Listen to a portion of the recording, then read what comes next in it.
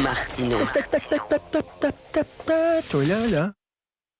Ça va faire. J'ai déjà essayé d'expliquer ça. À un moment donné, pouvez-vous régler ça? La rencontre de Richard Martineau.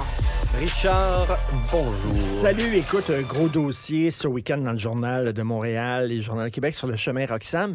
Et là, depuis le début de l'année, on est rendu là, à la fin de 20 jours avant l'année, c'est ça.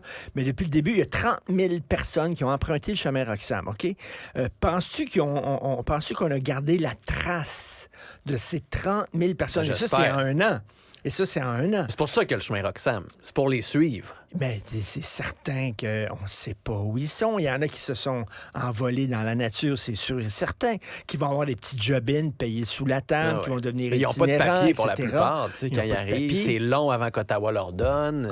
Mais tu sais, c'est la pénurie de main-d'œuvre. J'imagine qu'il y a peut-être certains commerçants qui seront peut-être tentés de les payer en dessous de la table, etc., parce qu'ils ont besoin de gens, puis tout ça.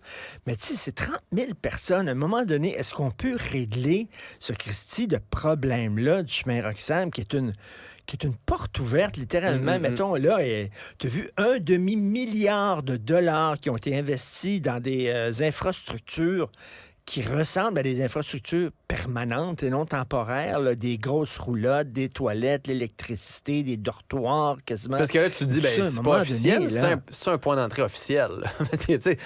C'est comme la colle sans être la colle. C'est un point.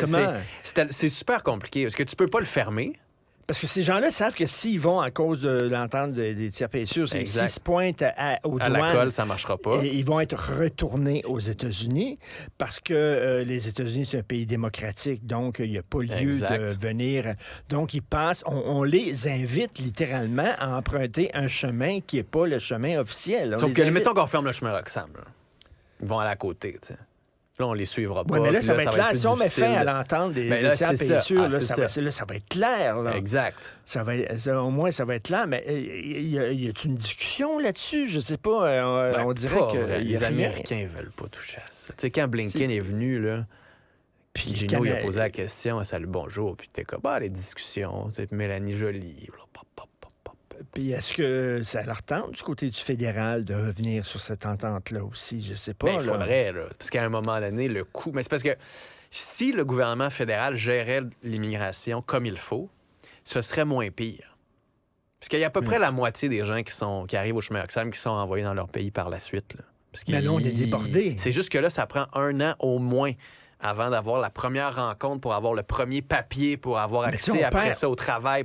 On perd la trace de ces gens-là. Là. Je sais pas si on perd la trace. Pas de tous, mais de certains, je sais pas ça, il y a un pourcentage de gens là-dedans dont on perd la trace. Ce que je trouve, c'est surtout des vies humaines qui sont ici. Là. Il y en a à côté, ici, à Parc-Émilie-Gamelin. Il y a un hôtel qui en accueille plusieurs. Là.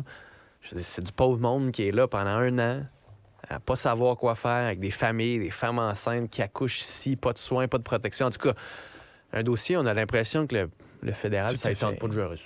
Écoute, j'espère aussi pour les États-Unis que le Parti républicain a vraiment tiré la plug sur Donald Trump. La Constitution, maintenant. Quand il dit que maintenant, la Constitution ne s'applique même plus puis il ne faut plus la respecter. Attends une minute, là, je veux dire, ce gars-là, pointez-vous pas au bâton, au marbre, avec lui qui tient le bâton. J'espère que non. Ça serait... Même Joe Biden mort pourrait le battre. Richard, bonne émission. Merci à toute l'équipe. Jean-François Sibelle, Florence Attadère, la console, et merci à vous. À demain.